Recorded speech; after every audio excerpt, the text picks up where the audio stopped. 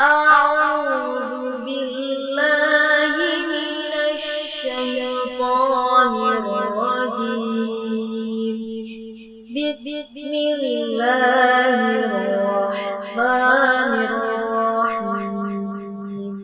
جو لوگ کافر ہوئے اس دن نہ تو ان کا مال ہی اللہ کے عذاب سے ان کو بچا سکے گا اور نہ ان کی اولاد ہی کچھ کام آئے گی، اور یہ لوگ آتش جہنم کا ایندھن ہوں گے۔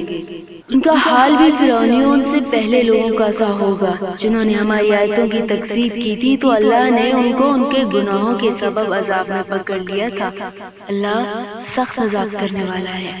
اے پیغمبر، کافروں سے کہہ دو کہ تم دنیا میں عنقریب مغلوب ہو جاؤ گے اور آخرت میں جہنم کی طرف ہانکے جاؤ گے، اور وہ بہت بری جگہ ہے۔